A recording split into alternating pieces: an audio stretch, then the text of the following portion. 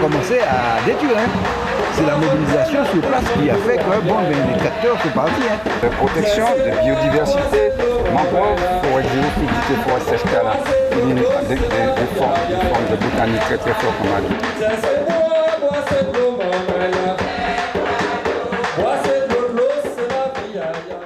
Bel bonjour tout le monde, c'est Fanny Wa avec vous pour En Semaine et puis la Sopama. Donc En Semaine et puis la Sopama, c'est une émission qui est présentée par l'association Asopama, Association de sauvegarde du patrimoine martiniquais. Nous avons 45 ans ou 46 ans. Pascal, tu peux me rappeler? Donc Pascal, c'est mon invité. Ah ben, merci Fanny Wa. Bonjour tout le monde, bonsoir tout le monde. Moi content, moi l'épisode, moi content, moi à côté Fanny Wa. Nous avons décalqué l'actualité de la Sopama pendant 6 semaines. Ah ben, la Sopama, on est 42 ans, puisque 42, ok. Et officiellement, Mauvaise élève. en 1960. Mais c'est vrai que les activités de la Sopama avaient commencé avant la Sopama. Tout à fait, à Sopa Sud. À Sopa Sud. Et puis il y avait aussi le combat pour la mangrove. La mangrove de Rivière-Salée, qui s'appelait depuis les années 74, qui s'appelait l'Association de protection des mangroves de la Martinique. Mais quand on parle de la Sopama a été créée d'abord officiellement, d'après les papiers, que c'est qu'on leur déclaré la préfecture, qu'on a déclaré anti-maman l'aîné, quelque chose même si il était dehors.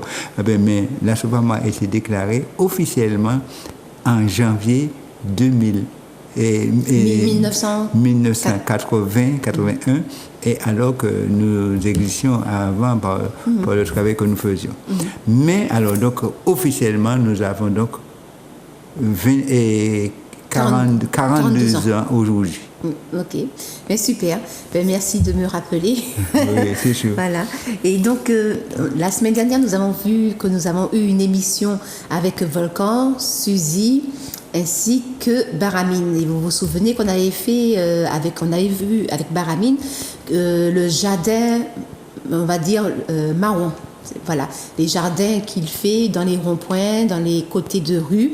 Voilà, et puis que les autorités commencent à vouloir l'expulser. Donc, et j'avais dit la semaine dernière que j'allais vous montrer une vidéo concernant la mangrove. Et donc, on va passer la vidéo maintenant et puis on va se retrouver tout de suite après sur le plateau de Zouk TV. Zouk TV, bien sûr, qu'on le remercie toujours parce que il faut dire que c'est important la médiatisation de nos actions et aussi ça nous permet aussi, lorsqu'on médiatise nos actions, ça permet aussi à tout le monde de voir ce qui est normal, ce qui n'est pas normal, ce qui est légal et avoir des points de repère pour savoir ce qui se passe à côté de chez moi. Est-ce que oui ou non, je sens qu'il y a un problème, que ça ne va pas, mais je ne suis pas sûre. Mais ah tiens, à la Sopama j'avais entendu ceci, cela, c'est pas bon, ou à la Sopama j'avais entendu ceci, cela, voilà, c'est acceptable, etc. Donc c'est un peu médiatiser ce que nous faisons, c'est un peu un guide, voilà, un guide, et puis ça permet à tout le monde d'être des veilleurs du vivant, pour le respect du vivant. Donc on se retrouve juste après la vidéo. Donc la vidéo c'est à Taupinière, un quartier du Diamant. À tout à l'heure.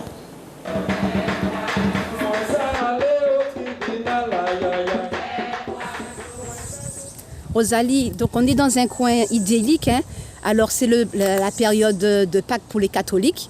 Donc nous avons ici, des trous à crabes et on a vu que des ratières sont posées. Il y a la rivière. Nous voyons un peu plus bas le pont et sur la route à Taupinière là-bas. Donc vous voyez qu'on est en plein cœur de la mangrove. Et puis cette rivière-là descend dans le lac Rose. Donc à l'occasion, on va vous montrer c'est quoi le lac Rose. Donc Rosalie, tu es quand même contente de voir tout ça? Je suis extrêmement contente et fière. C'est pour te montrer la puissance de ces petites bêtes-là, en fait, les mantous, les crabes, etc. De pouvoir résister à une telle violence. Parce que lorsque tu regardes là-bas, tu vois le nombre de déchets de BTP amiantés sûrement qui sont exposés là, à moins de 2 mètres de la rivière. Je me pose des questions. Et puis il y a une autre question. Regarde, tu peux regarder, Fanny, regarde tout ça. Regarde ça. Il y a des gens qui pêchent des crabes là, tu vois. Donc, Oui, les ratières, là, une ratière là. On voit des déchets de BTP un petit peu partout dans la mangrove, tout ça.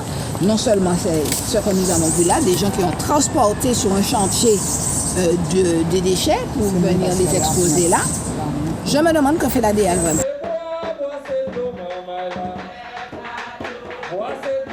C'est la route. À gauche, c'est pour aller au bourg du Diamant. Là, vous avez le pont là. Nous sommes à Taupinière.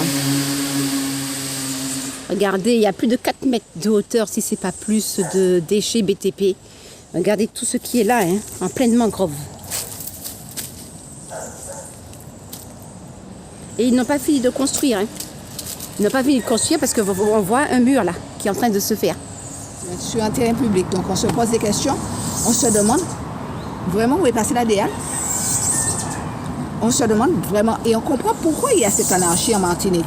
Si les gens ne bougent pas pour essayer de faire respecter la loi, parce qu'en fait nous avons des textes de loi, nous avons la charte de l'environnement, nous avons la constitution, nous avons tout ça, toutes ces lois-là sont régies.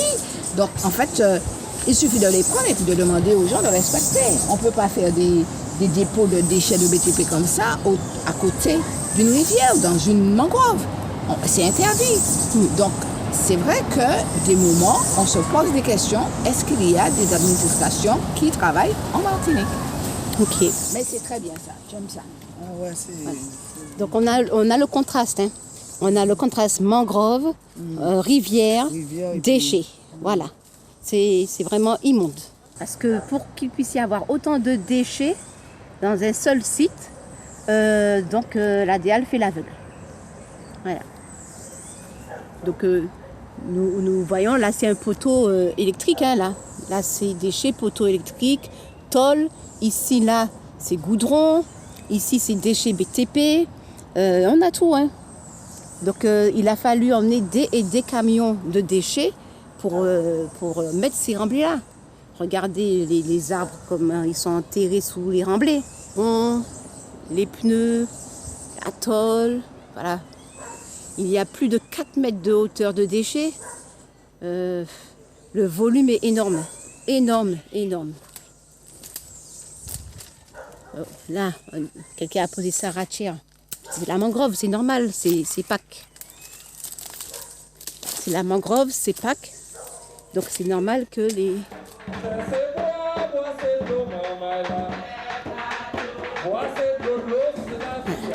Donc, poteau électrique, on l'a vu tout à l'heure, les pneus, la tôle, voilà, le goudron, le nouveau mur. Nous en sommes là. Nous sommes à Taupinière. Taupinière au Diamant. Vous voyez, là, vous voyez le service technique, donc c'est pour que vous puissiez vous savoir où nous sommes exactement. Voilà, les pneus.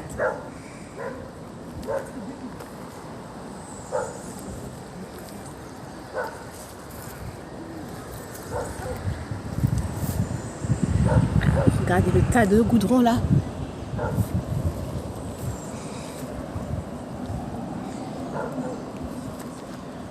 On voit ça. Voilà. Le désastre écologique, la destruction de mangroves. Les roches.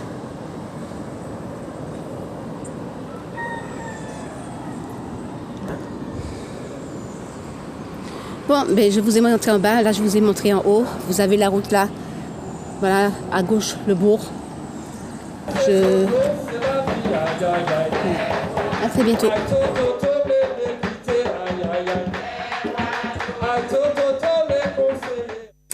Alors nous restons vraiment sans voix lorsqu'on voit cette catastrophe. Donc je rappelle simplement que c'est un terrain public et il a dû y avoir énormément de camions de déchets pour avoir ce tonnage présent dans la mangrove, près de la rivière, zone humide. J'ai vu donc Rosalie disait justement que fait la DEAL. ils font l'aveugle. J'ai vu que tu as pris des petites notes. Je pense que tu as quelque chose à dire par rapport à ça. Oui, je veux attirer l'attention sur le fait qu'il y a de grosses lacunes et de grosses illégalités dans ça. Et c'est grave parce qu'il est porté atteinte à un milieu naturel, la mangrove, qui est un milieu naturel protégé en principe, et qui se trouve être un habitat naturel pour une espèce particulièrement sensible à Martinique, les crabes. Donc voilà, il y a la première chose, le dépôt de déchets particulièrement polluants et qui tue tout ce qu'il y a. La deuxième chose qu'il y a, il y a une construction, il y a des constructions, ces déchets, et ces déchets-là, on voit toutes sortes de matériaux, mais ce sont des dépôts, des démolitions en vue de construction ou pour les constructions. Mais on n'a aucun permis, et c'est là que ça rentre en jeu. Normalement, ça doit être affiché. Et en particulier, donc, le maire, qui est le maire de la commune, n'a à voir là-dessus, mais lui, dès lors qu'il ait constaté ces infractions, son rôle minimum, c'est d'alerter les pouvoirs, de faire dresser procès-verbal et d'adresser ça à la DEAL, qui doit le faire lui, mais elle-même, la DEAL doit le faire, et à l'office, l'OFB, l'Office de la biodiversité. Mais en tout cas, que font ces autorités? Et le maire nous a tiré, c'est lui qui nous a alerté, orienté, hein. Qui a alerté, mais je sais parce que le maire ne semble pas, et d'ailleurs je crois savoir que ces services de police n'ont pas tout ce qu'il faut comme habilitation pour faire ça. Mais donc je crois que c'est un travail à faire et que lui, ayant connaissance de cela, il doit demander et au procureur de saisir le procureur pour que le saisisse. Et le procureur, mais non, c'est la DEAL qui doit faire ça. Mais normalement, c'est la DEAL. Mais la DEAL ne fait pas son travail. En tant que maire, ils connaissent, non seulement il a bien fait d'alerter la SOPAMA, mais aussi alerter le procureur en disant que voilà ce qui se passe dans ma commune, je vous demande d'intervenir. C'est ça. Bon. Et si le procureur et la DEAL n'interviennent pas, à ce moment-là, nous sommes compétents aussi pour intervenir. Mais quand bien même, ça, c'est les autorités doivent faire leur travail, qui ne le font pas. Et ils sont payés pour ça. Ils sont payés pour ça. Et nous sommes des bénévoles. Je vois tout ce que toi, tu fais, Faniwa, tout ce que fait la présidente, tous sont sur le terrain, mais ce sont des gens qui... Vos familles en prennent un coup, parce que vous n'avez pas tout le temps qu'il faut pour vous occuper de votre famille. Mais si... Bon, les miens, ils sont grands, donc... mais quand même, mais il y a besoin de soucier nous. Tout à fait. Et donc, effectivement, donc, tout à l'heure, là, tu disais que c'est sans permis... Sans permis, sans aucun affichage. Sans aucun affichage, rien du tout, démolition, etc., autorisation, pas ni rien. Et donc, justement, aujourd'hui, dans notre émission, nous allons voir justement la réglementation autour de l'affichage, autour des demandes de permis, etc. Donc, on va voir la première image sur notre écran, sur le permis de construire. Donc, voilà, on a ici un document de déclaration de permis de conduire. Donc, c'est ce genre de document-là qu'on doit remplir. Voilà, ce sont des formulaires qu'on doit remplir pour demander, mettons ici, l'exemple que nous avons là, c'est pour une maison individuelle, tout ça, etc. Donc, c'est ce genre de document-là qu'on a besoin lorsqu'on fait une construction de plus de 20 mètres carrés. Oui, voilà. Alors, donc, tu as bien fait de le dire, entre la déclaration préalable et le permis de construire. Quand c'est une construction suffisamment importante, c'est un permis de construire qu'on doit avoir. C'est avant... Il faut que l'autorité, le maire, le plus souvent, ou quelquefois le préfet, donne l'autorisation. Quand c'est une construction de moindre importance, à ce moment-là, on peut faire une déclaration. Alors celui qui a le projet déclare que j'ai tel projet, et le maire, ou l'autorité, c'est souvent le maire qui dit, attention, ou bien je m'oppose à ça, ou bien je ne m'oppose pas à ça. Donc on voit les deux La déclaration préalable pour les constructions de moindre importance et le permis, c'est la règle normale. Et le permis, c'est une demande. On demande l'autorisation et quand c'est la déclaration préalable, on dit que je vais faire quelque chose et le maire dit s'il est d'accord ou s'il n'est pas d'accord. Exactement. Et justement, donc la déclaration préalable, donc j'ai une image justement pour le formulaire de déclaration préalable. Voilà, la voici devant nous. Alors les déclarations préalables, mettons si on veut faire un agrandissement de sa maison, faire un balcon, faire... Et si on a déjà une maison construite et que l'on veut mettre du photovoltaïque, c'est simplement... voilà, donc on fait une déclaration préalable. Et si on veut même un pylône aujourd'hui, et l'État dit, on n'a pas besoin de permis, c'est une déclaration préalable. Mais bon, ça pose problème. Pour le pylône. Pour le pylône. Et le pylône, c'est pour en fait les antennes, les antennes relais. D'ailleurs, on va en parler très rapidement. Donc effectivement, donc lorsqu'on a, mettons, on veut construire une maison, depuis que le bâtiment fait plus de 20 mètres carrés au sol, on fait une demande de permis de construire. Maison individuelle, si on a un garage, ça peut être dans la déclaration préalable. Oui. Donc voilà. Donc selon la dimension, ce sont plus de 20 mètres carrés, moins 20 mètres carrés, permis de construire ou déclaration préalable. Voilà, qu'on envoie à la mairie. À la mairie. Et de toute façon, c'est la mairie qui instruit le dossier et qui dit je ne m'oppose pas si c'est une déclaration ou j'accorde si c'est une demande de permis. Et d'ailleurs, lorsque, mettons, on dépose un document à la mairie, donc on va voir sur l'image 3, eh bien, il nous donne un récépissé de dépôt. Oui. Comme ça, on a la preuve qu'on a déposé le permis de construire ou encore la déclaration préalable. On a le document que la mairie nous donne pour dire qu'effectivement, on a bien déposé le document. Oui, alors c'est très important. Ça, c'est d'abord de preuve. Mais aussi, ça veut dire aussi, si au bout de 2 mois, je n'ai aucune réponse, je peux considérer que je peux faire mes affaires. OK. Donc, on a 2 mois sans réponse, on fait nos affaires. Oui. Alors, par contre, le maire peut toujours dire, bon, accordez-moi un délai supplémentaire contre la complexité du dossier, 1 mois ou 2 mois pour compléter le dossier, ou bien s'il estime que le dossier était complet. Alors il s'accorde un délai supplémentaire. Mais s'il ne répond rien au bout de 2 mois, la personne peut dire, bon, le maire ne m'a rien dit, donc j'ai mon autorisation. Et puis à ce moment-là, il faut mettre un affichage devant chez soi pour que tout le voisinage puisse savoir ce qu'on projette de faire près de chez soi, parce que le voisinage aussi peut aussi donner son avis sur ce qui va être fait à côté. Oui. Alors, donc ça se passe comment?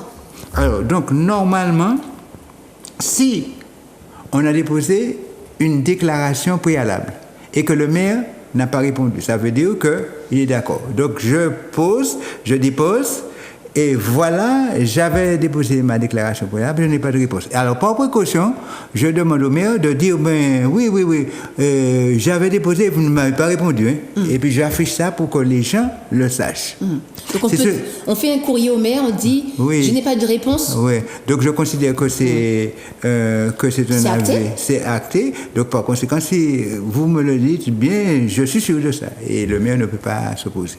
Alors, et c'est ce qui s'est passé à Petit Bonhomme au Carbet. Le Petit Bonhomme avait déposé sa demande. C'était une demande de permis, je crois. Et le maire n'a pas répondu. Au bout de 2 mois, il a dit, bon, mais le maire n'a pas répondu, donc j'ai l'autorisation de construire. Mais le voisinage n'a pas accepté. Bon, et lorsque le voisinage voit si le panneau est affiché correctement, et tu as dit, c'est pas près du lieu où on va construire. Et il faut que ce soit bien visible de la voie publique. Il faut que, à Rivière-Salée, ils font un coup de chien et puis nous, ils serrent papier et le tribunal a dit, oui, mais c'était affiché, vous n'avez pas vu. Mais c'est pas vrai. C'est pas bon, parce qu'il y a une dimension. légal. On ne peut pas mettre un petit morceau de papier. Il faut que ce soit assez large, assez grand. Il faut au moins 80 cm de dimension pour que tout le monde le voit. En principe, on dit le jaune est plus visible que le blanc. Mais pas qu'à tellement. Mais normalement, ils veulent faire l'invisible. Oui, mais c'est contraire à la loi lorsqu'on n'a pas fait ça. Et donc, c'est très important ça. Et l'affichage pour le public qui a le droit de savoir, parce que si ça va me gêner, il faut que je puisse le dire. Parce qu'il a une autorisation de construire, il n'a pas le droit de gêner les voisinages ou les passants.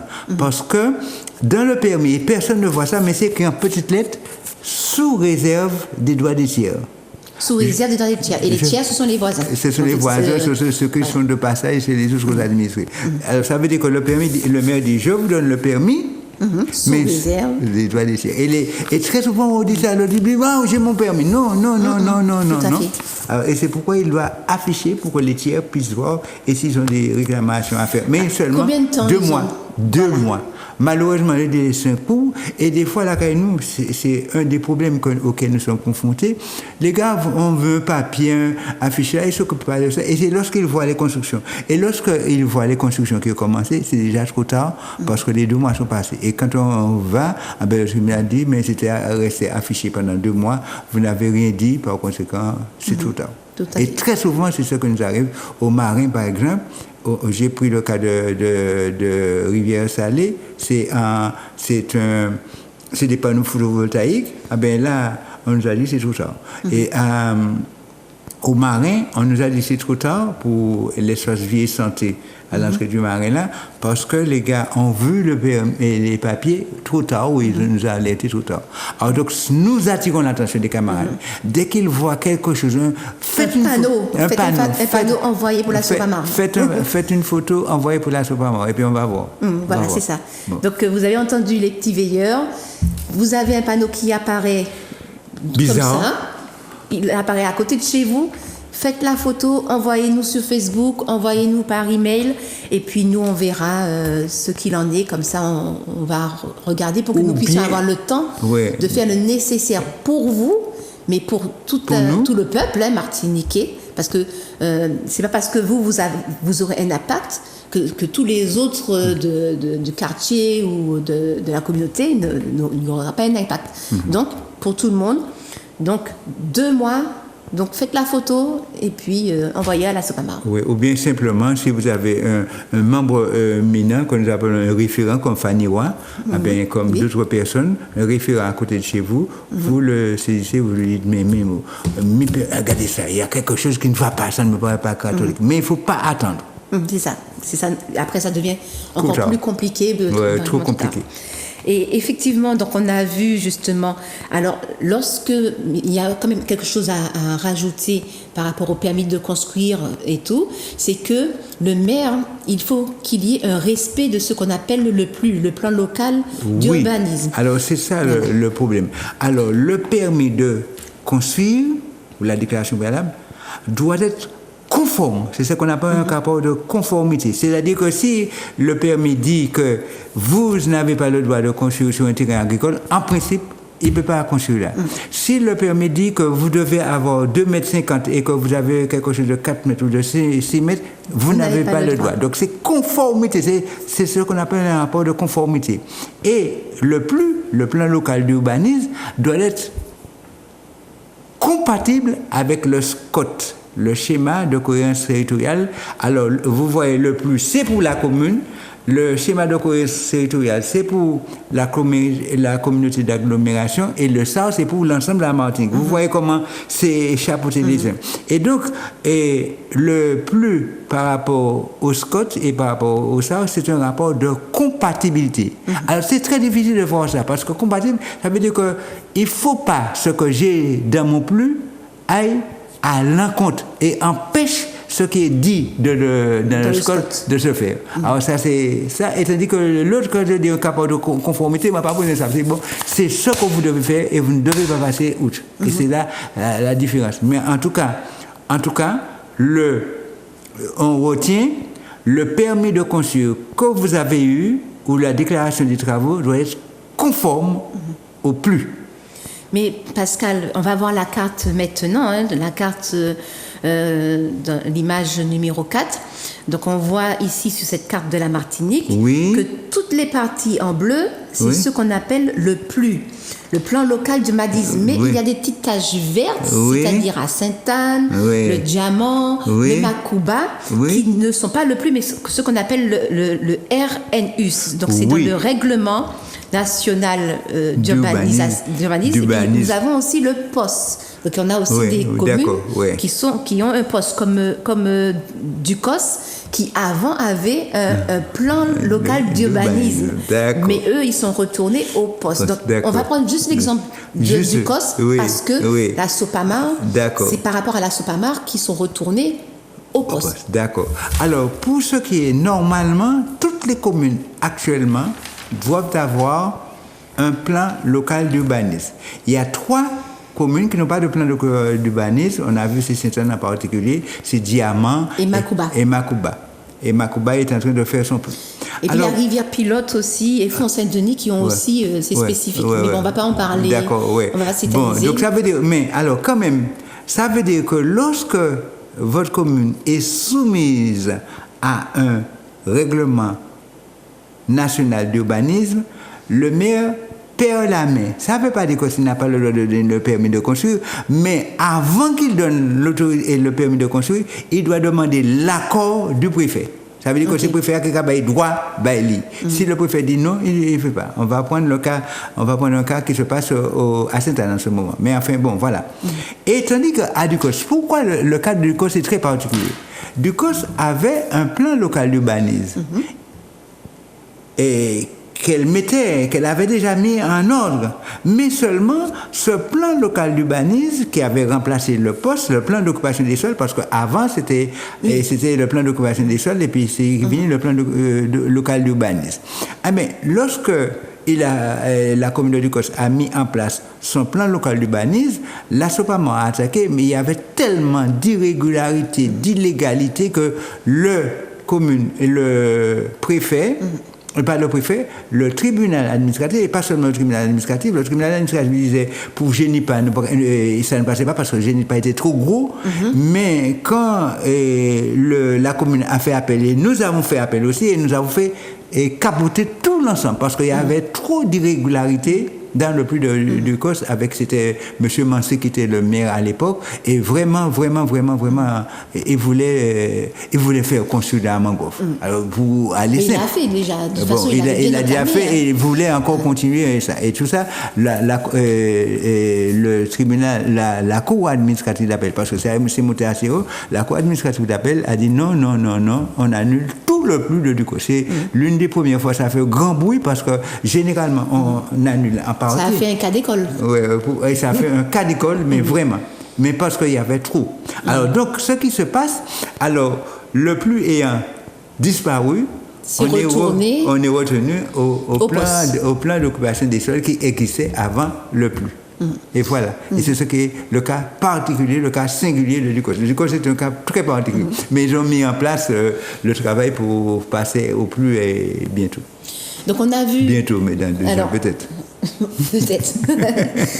Donc on a vu, alors, en fait c'est très enrichissant ce que tu nous dis, hein, donc ça nous permet d'avoir des petits points de repère, des guides, tout ça, etc., pour ne pas faire des erreurs et tout. Alors on a vu qu'il y a l'affichage à faire sur le terrain, mais il y a aussi un affichage à faire en mairie. Oui. Toujours. Et l'affichage sur le terrain doit dire à quel moment c'était affiché en mairie. Parce que, alors, la différence en mairie, c'est les services de la mairie qui s'assurent de l'affichage. Et sur le terrain, c'est le promoteur, celui qui a reçu le permis, qui avait demandé l'autorisation pour son projet, qui doit afficher sur le terrain et apporter la preuve que ça a été affiché normalement selon la loi. Et intéressant, parce que le public, il peut peut-être n'avoir pas eu le temps d'aller en mairie. Et puis c'est tellement difficile. Et toi, tu es allé en mairie avec d'autres camarades, tu vois le tas de papiers qui sont empilés les uns sur les autres, et on a du mal. Et sur le terrain, on voit. Et à partir de ça, et c'est ce qui sert tous les preuves et les droits de recours. Et c'est très important, il y a un double affichage, un affichage sur le terrain, près de le lieu où on va construire, et un affichage en mairie assuré par les services de la mairie. Donc on va prendre un exemple, voilà, en vidéo. Donc c'est un avis de, comment on appelle ça encore, de dépôt, voilà. C'est un avis de dépôt. Donc nous étions au Diamant le 12 avril 2022 parce que il y a eu une construction illégale sur la route et dans un enrochement. On verra la vidéo la semaine prochaine. Donc on va voir tout de suite une vidéo montrant un affichage en mairie et on se retrouve juste après sur le plateau avec Pascal et puis moi-même.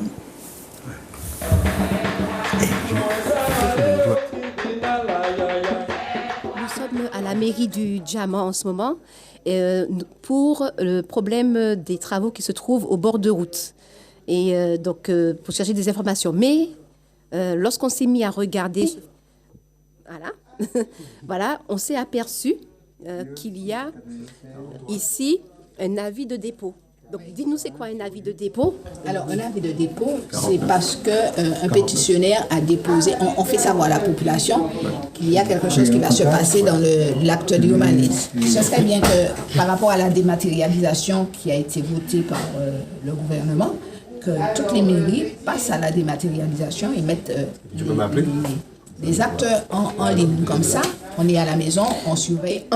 Et à jour aussi, pas comme fait la DEAL. Voilà. Parce que la DEAL met ça au dernier moment. Voilà. En ligne, à jour, comme ça, le public ne pourra pas dire qu'il ne l'a pas vu. Mais lorsqu'on a, viens voir, tu as cette personne qui a demandé à faire une villa, une construction d'une villa de type F4, R+1, d'accord? Sur une superficie de 637 mètres carrés. En villa, une villa. Une villa.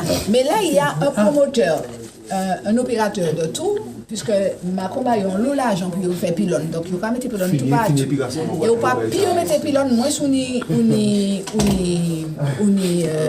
fréquence. Mais il y a aussi le fait qu'on sera, nous, dans un grand micro-ondes. Exactement. Alors, il faut pas mettre pylône, puisque il y a l'argent. Il suffit de regarder sur Google l'argent qu'on leur a donné pour monter les pylônes. Donc, le but de Félix Tower International, c'est de mettre des pylônes.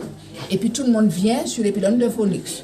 Alors, Phoenix Tower International demande, et on commence à avertir la population du Diamant,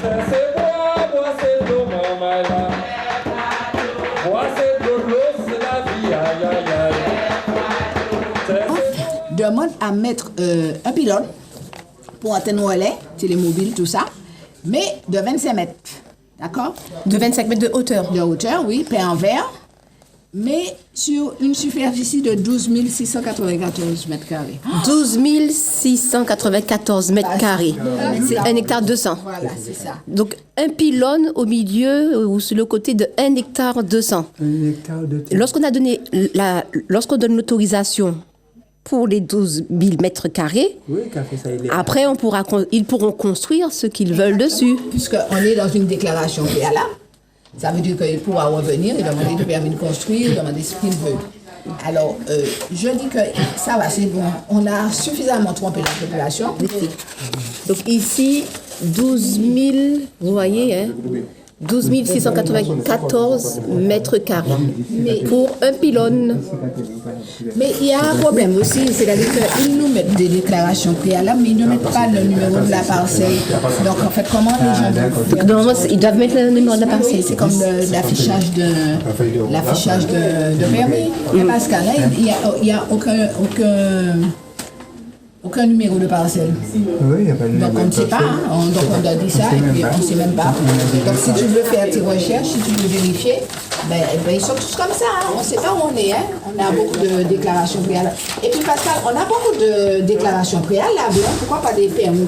Oui, parce qu'on estime qu'il faudra diviser, etc., partager. Pour l'étendue des travaux, une simple déclaration soit suffisante. Parce que la déclaration, la personne dit j'ai l'intention de faire telle chose à tel endroit ou telle chose, et le maire prend sa déclaration et à ce moment-là, il lui dit mais je ne pense pas m'opposer à votre projet. mais sans examiner les détails du projet. Mais le problème avec tout ça, c'est que quand tu as des déclarations Ok, préalables comme ça, c'est ok. Ouais, c'est là, c'est bon. déclarations préalables comme ça, et les gens ils viennent et puis on se rend compte qu'ils se retrouvent dans la forêt. Donc chaque fois ils déposent une parce qu'il y a déclaration. pas- Et puis finalement, ils urbanisent un endroit qui n'était pas urbanisé. Ok. C'est la différence, tandis qu'avec le permis, il y a tout Donc un c'est une dossier manière beaucoup de plus précis. contourner la loi.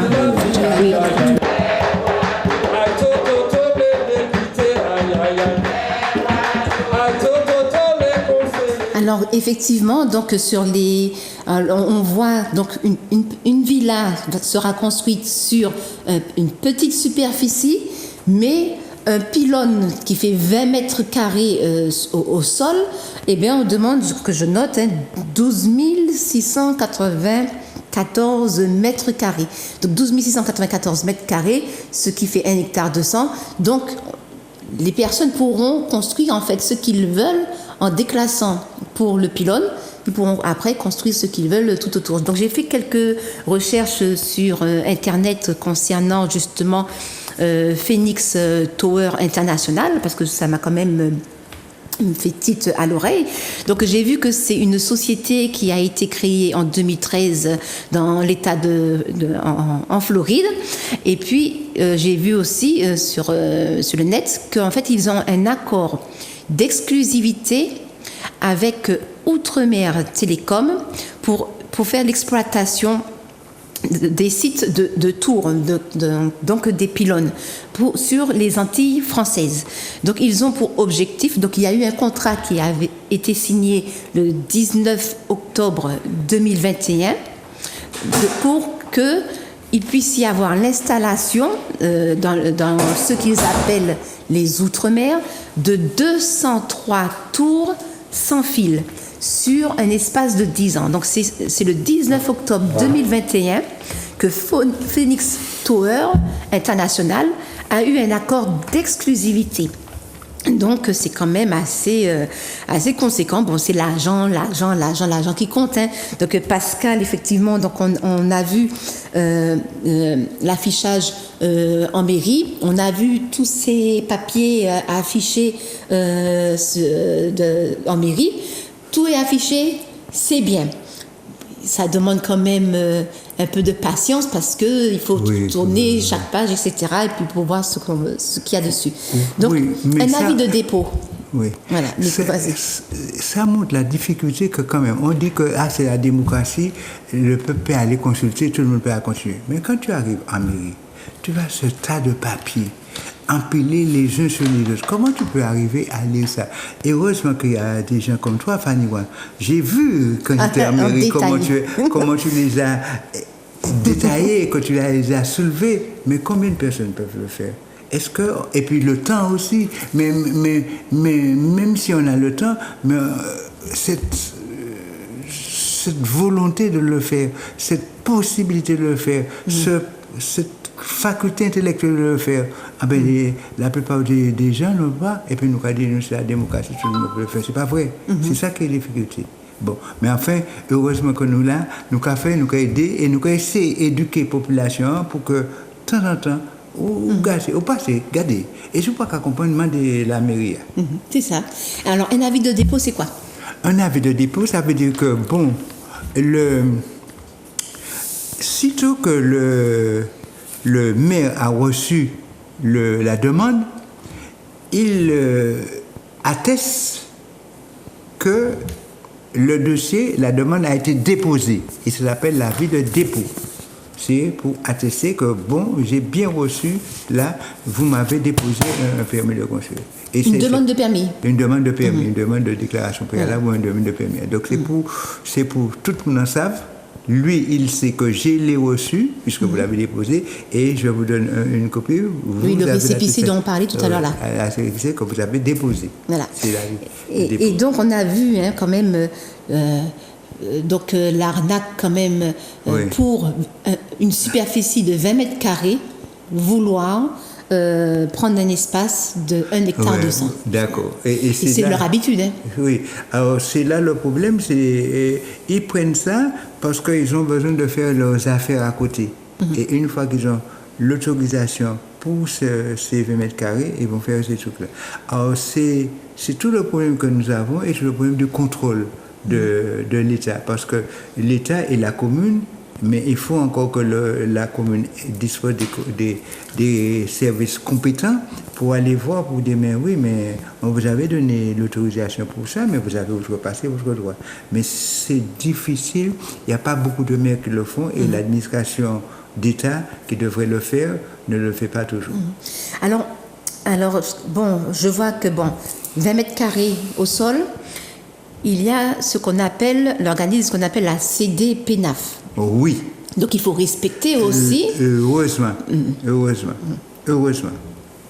La CDPENAF, c'est la commission départementale de préservation des espaces agricoles et des espaces naturels, agricoles et forestiers. Très bonne chose. Pourquoi? Parce que dès lors que l'on construit dans un terrain agricole ou un espace naturel où il y avait une forêt déjà, normalement, obligatoirement, cette commission doit être consultée pour donner son avis. Mais ce qu'il y a d'intéressant, c'est un avis conforme que cette commission émet. Qu'est-ce que c'est qu'un avis conforme? Ça veut dire que l'avis que je vous ai donné, vous êtes obligé de le suivre. Si je vous dis non, c'est non. C'est non. Et tandis que des fois, le préfet ou le maire dit c'est un avis simple. Et quand on doit avis, et puis qu'il fait des affaires. Il est obligé de demander avis. Et puis, il fait ses affaires. Mais là, on est obligé de suivre. Et là, ça permet à la CDPENAF de faire un contrôle sur ce qui se passe dans ce pays. Mais, malheureusement, les problèmes que nous avons, la CDPENAF, il y a presque une majorité, ce n'est pas une majorité d'organismes de l'État, mais à la différence des réunions, il y a le plus souvent, il y a la majorité des services de l'État qui sont présents. Parce que, bon, il y a des gens qui sont... Mais pourquoi tu dis que, hélas, c'est la majorité de représentants de l'État qui sont majoritaires? Oui, parce qu'en fait, et tu as un représentant de l'association, nous avons 2 ou 3 associations qui sont là, nous sommes le plus souvent là. Peut-être qu'il y a une qui a absent, mais qui a l'autre là pouvoir pour. Et puis il y a des organismes agricoles, il y a d'autres marchés. Mais ces gens-là, ils ont leurs affaires, ils ont leurs problèmes. Alors ce jour-là, le plus souvent, ils mettent la réunion à 3 heures de l'après-midi ou à 2 heures. Les services de l'État sont dans le cadre de leurs services. Ils sont payés et ils viennent. Et moi, je viens gratuitement. Mais si mon exploitation agricole, mon bœuf qui est malade, ben, tu vois, tu comprends que je ne peux pas être toujours là. Et l'État se retrouve. Les organismes d'État se retrouvent en majorité.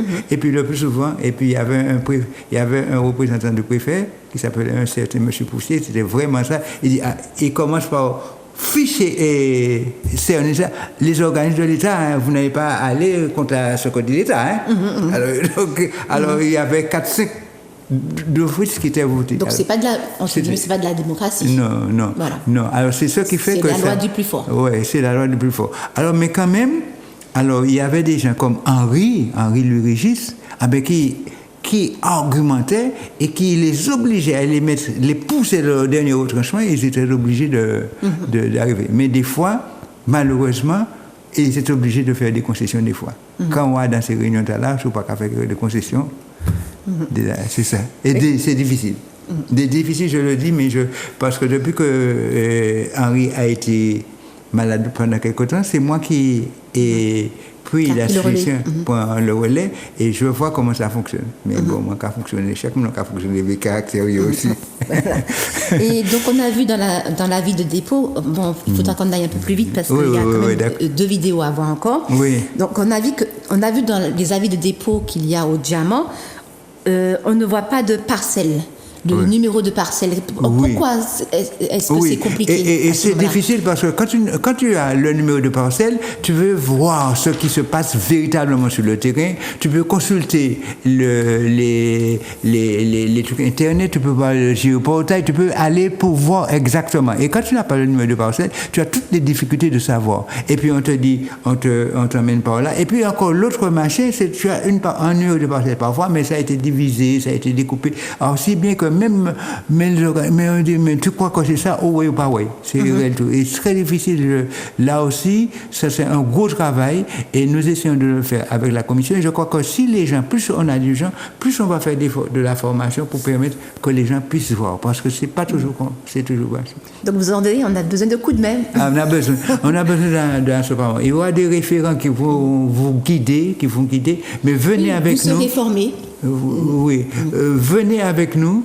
Vous allez apprendre et vous allez sortir enrichi. Tout à fait. Oui. Donc, on va voir tout de suite, parce qu'il faut se dépêcher. Il y a encore un dossier qui est assez important, parce que vous voyez ici, là, on a emmené ça. Hein. C'est énorme. C'est énorme. Hein. Donc, c'est un dossier de permis de construire. Il y a 2 dossiers là, mais je pense qu'il en manque. Encore d'autres. Il manque des feuilles dans ça. D'accord. Voilà. Donc on a besoin de voir ça tout de suite. Donc on va voir la vidéo. Donc c'est des images d'archives que nous avons eues. C'était l'année dernière avec Joël et puis Rosalie. Ça se trouve au Saint-Esprit. On se retrouve juste après la vidéo.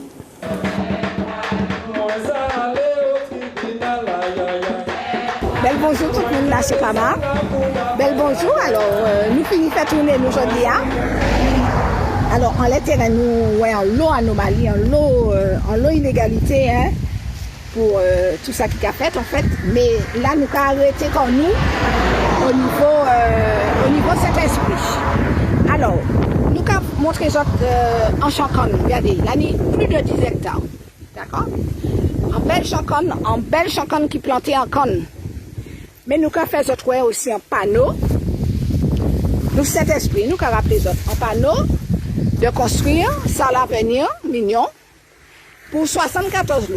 Regardez, 74 lots là, à sous 10 hectares. Pour nous montrer vraiment incohérence aménagement Martinique. La semaine passée, concernant le sucre de Martinique, soi-disant, sucre Galion, nous sommes directeur Trinité, directeur la SAEM Galion, dit comme ça que, eh ben, il y a importer sucre de l'espace européen, sans pour cela dit côté sucre la sorti, parce que pas ni assez qu'on planté en Martinique. Et là, je dis à nous les faisons loin, vacabonnagerie qui nie la Martinique, avant que moun finisse par mon mission. Regardez permis là, 74 lots, à sous 10 hectares, mais 10 hectares qu'ils ont plantés en conne. Regardez bien. Alors, ils ont coupé 10 hectares conne pour mettre 74 logements, 74 maisons là, qu'on s'en allait toutes parcelles là, et nous savons qu'ils ont aller plus loin, en disant ce qu'on a qu'il a. Alors, Martiniquais, ouvrez les autres. Est-ce que ce n'est pas vrai que c'est mon talent trop tout payé? Pour dire nous qu'on sait que pas ni assez qu'on planté, parce que pas ni assez c'est chacun planté. Et là, nous avons 10 hectares plantés, plus que 10 hectares, que nous les coupé pour faire maison. Et puis, nous avons dit nous comme ça, nous avons cherché des gens qui ont terrain pour planter comme. Alors, nous avons quitté les autres vérifier, nous avons quitté les autres garder, et puis nous avons attendre quand même pour nous voir qui ça a dit, qui ça a pensé, de ces manières, fonctionnement en Martinique, en Berry.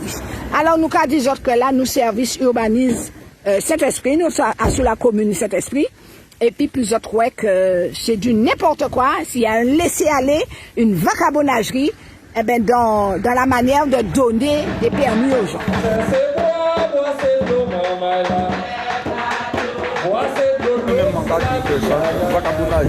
Martinique, je ne peux pas dire qu'à mentir. Quand Martinique est pour 10 hectares, il y a transformé en l'eau pour faire maison. En plus, on est en zone naturelle, il y a des gaz, il y a dans zone naturelle, dans la partie zone naturelle. Ce qui fait faut arrêter le vagabondage, nous avons dit faut arrêter ça.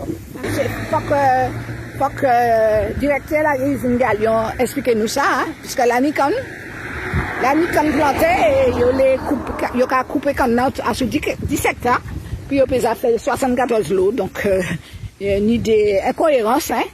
Alors, la rivière qui a passé là, qui a descendu, ça c'est terre agricole, donc assurément, il a déclassé pour planter maison.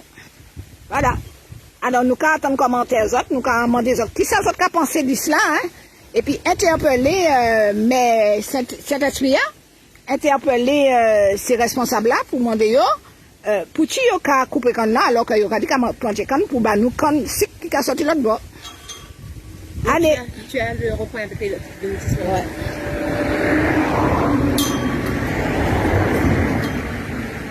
Le rond-point avec le lotissement là-bas.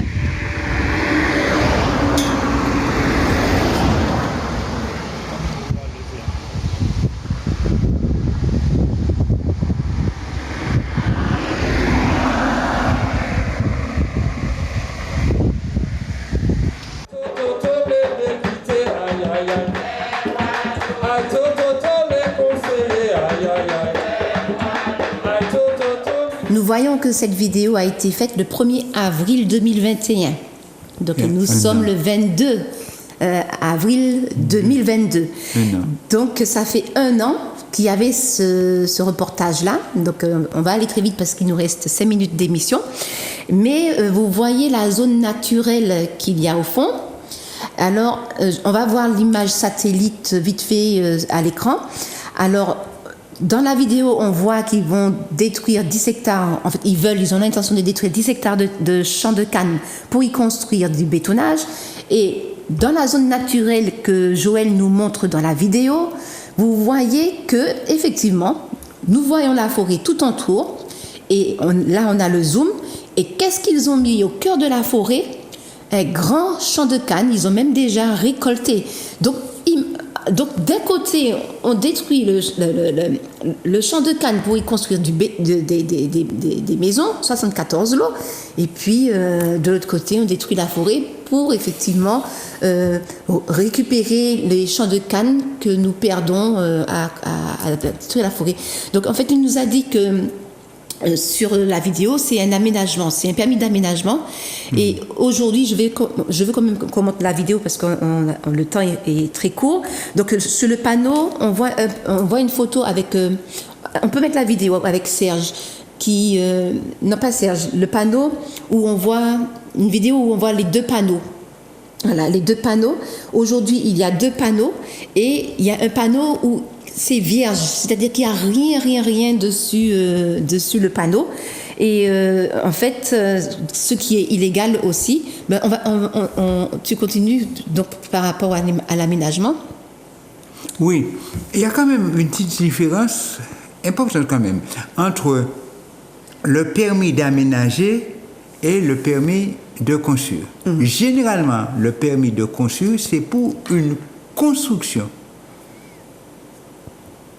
Ça peut être une maison d'habitation, ça peut être un commerce, mais c'est pour une construction. Quand on a un permis d'aménagement, c'est une opération beaucoup plus complexe, avec route, avec éclairage, avec tout ça. On aménage le secteur pour permettre la réalisation de tout ça. Alors donc, une fois qu'on a le permis d'aménager, ça permet de faire la viabilisation, l'amener d'électricité, l'amener de l'eau, etc. Et puis après, chacun, en fonction des projets, on va faire des permis de construire.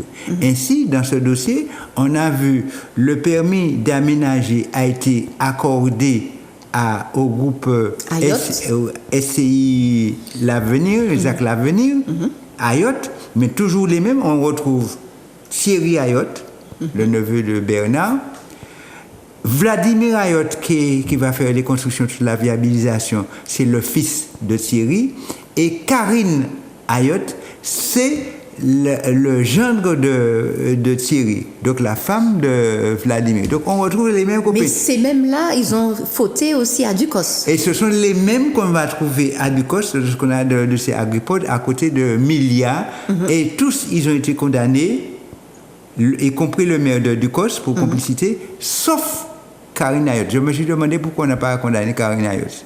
Mais enfin, bon, c'est... Donc ce sont les mêmes qui ont fraudé à Ducos, qui sont là. Oui, ce sont les mêmes qui ont fauté, qui ont été condamnés à Ducos et que l'on retrouve à Saint-Esprit, dans la commune d'à côté.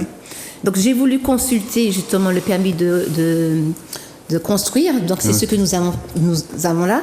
Donc on va voir à l'écran l'image où on voit sur l'affichage 3 feuilles sur un panneau. Et en fait, l'affichage en mairie de Ducos, de Saint-Esprit, eh bien, voyez comment c'est par rapport à la mairie du Diamant. Oui. Donc, ils nous ont dit que c'est juste ces 3 dossiers qui sont en cours, c'est ces 3 dossiers qui sont affichés, pas ni d'autres. Et comme par hasard, lorsque nous sommes arrivés, parce que la veille, j'étais déjà à la mairie, c'était de quels dossiers qui sont là? C'était les dossiers d'Ayotte qui sont là. Alors ça nous a coûté quand même 120 € de copie. Et puis ça nous a pris du temps. Alors on a demandé 2 dossiers. Le premier dossier, on nous a remis tout de suite. Le deuxième dossier, ça a pris du temps. On n'a pas compris pourquoi ça a pris du temps.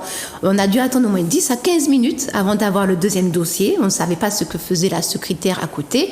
Mais lorsqu'elle nous a remis le dossier, le premier dossier était sous chemise, le deuxième dossier n'avait pas de chemise, c'était même pas un élastique tourné autour pour dire que voilà. Donc en fait, on s'est posé la question pourquoi nous prendre autant de temps pour nous donner un dossier, d'autant plus que ce sont des dossiers consultables par tout le public et normalement qu'ils devraient être apportés demain. Voilà. Oui, alors donc je dis, et j'insiste là-dessus, et j'interpelle M. le maire là-dessus, il y a un manque de respect vis-à-vis des administrés. Parce que la loi dit, c'est clair, dès lors qu'un administré arrive en mairie et demande à consulter un dossier de permis de construire, on doit lui permettre de consulter tout de suite, immédiatement, sans le faire attendre. Et dès aux heures d'ouverture du bureau. 2 choses à cet esprit. Vous arrivez un jour, on dit non, c'est pas ce jour-là, il faut avoir venu notre jour. Donc ça fait perdre du temps à l'administrer. Deuxième chose, quand vous arrivez, alors on vous fait attendre des heures et des heures, alors ce qui n'est pas ça. Et donc j'en appelle à monsieur le maire, qui est un juriste, qui est un avocat, qui connaît la loi et qui sait qu'il doit il y a une charte du respect de l'administré. Donc on n'a plus beaucoup de temps, mais on a appris beaucoup de choses. Mais effectivement, on a eu des difficultés à avoir un document et ça, effectivement, c'est pas normal. Donc, on se dit à la semaine prochaine. Et puis, bonne semaine avec la Sopamar. Vous pouvez nous suivre sur Facebook.